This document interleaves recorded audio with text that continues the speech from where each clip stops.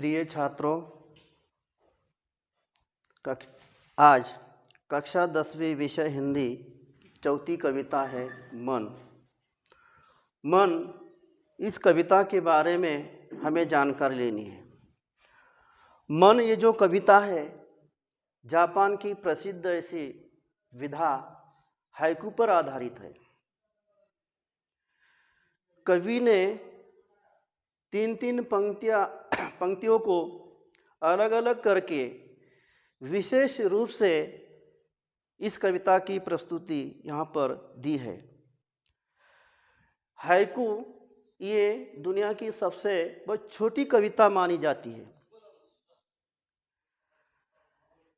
Haiku ये जो कविता है ये कुल मिलाकर 17 वर्ण में ढांचे में लिखी जाती है। पहले पंक्तियों में 5, दूसरे में 7, तीसरे पंक्तियों में 5। कविता का अर्थ देखना है तो देखिए कवि ने पहले पद्य पंक्तियों में क्या कहा है वे हम पहले देखेंगे। घना अंधेरा चमकता प्रकाश और अधिक। घना अंधेरा चमकता प्रकाश और अधिक, इसका अर्थ ये होता है जब अंधेरा घना होता है तब प्रकाश और अधिक चमकता है। अर्थात प्रतिकूल परिस्थितियां घने अंधकार के रूप में हमें घेर लेती है और वहीं से प्रकाश की किरणें फूट पड़ती है। यह इन पद्य पंक्तियों का अर्थ होता है। आगे की पंक्तियों में कवि ने क्या कहा तो देखिए, करते जाओ पाने की मत सोचो जीवन सारा। करते जाओ पाने की मत सोचो जीवन सारा। इस पद्य पंक्तियों में कवि ने निस्वार्थ भाव व्यक्त किया है। हमें पूरा जीवन काम करते रहना चाहिए।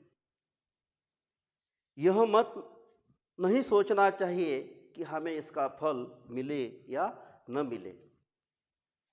इसकी फिक्र हमें नहीं करनी चाहिए, ऐसा कवि ने कहा। तो आगे की पंक्तियों में देखिए, जीवन नैया मझधार में डोले संभाले कौन। जीवन नैया मझधार में डोले संभाले कौन। जो जीवन रूपी नैया है यदि संसार रूपी सागर में डगमगा रही है तो उसे अन्य कोई संभालने वाला नहीं है। हमें स्वयं उसे पार लगाने के लिए प्रयास करना होगा। यह कवि ने यहाँ पर का अर्थ बताया है। तो आगे देखिए, रंग बिरंगे रंग संग लेकर आया फागुन। रंग बिरंगे रंग संग लेकर आया फागुन।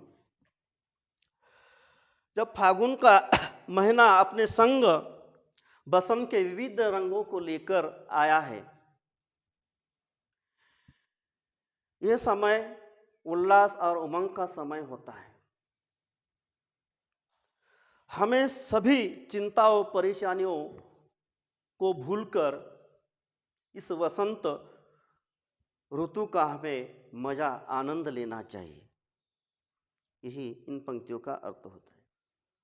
तो आगे देखिए, कांटों के बीच खिलखिलाता फूल देता प्रेरणा।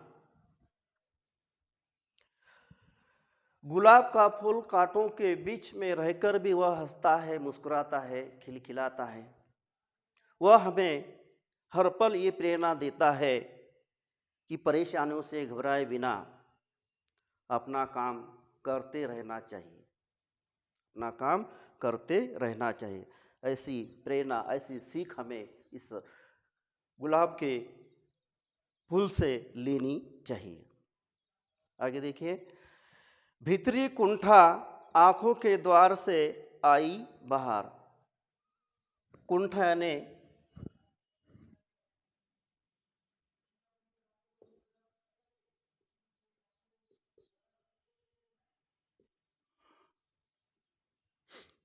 घोर निराशा। भीतरी कुंठा आंखों के द्वार से आई बहार। जब नेत्रों से आंसू बहते हैं, जब नेत्रों से आंसू बहते हैं, ये मानना चाहिए कि मन की पीड़ा है, मन का जो दुख है, ये आंखों के द्वार से वह बाहर आ रही है।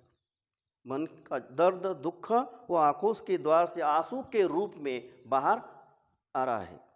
ऐसा इस पंक्तियों का अर्थ होता है। तो आगे देखिए, खारे जल से धुल गए विषाद मन पावन। खारे जल से धुल गए विषाद मन पावन। विषाद का मतलब होता है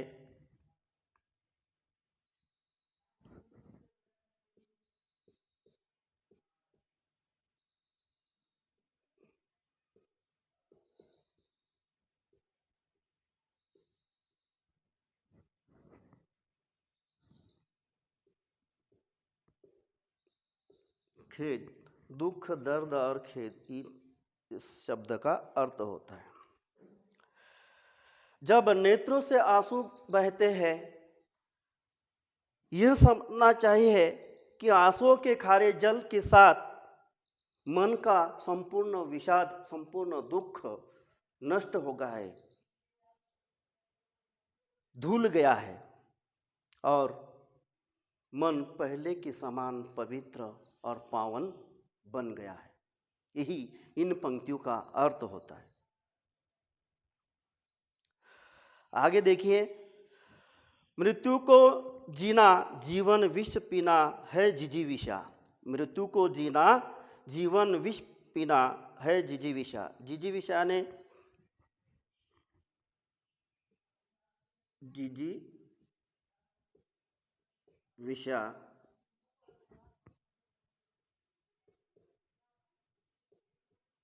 जीने की इच्छा, जीने की इच्छा।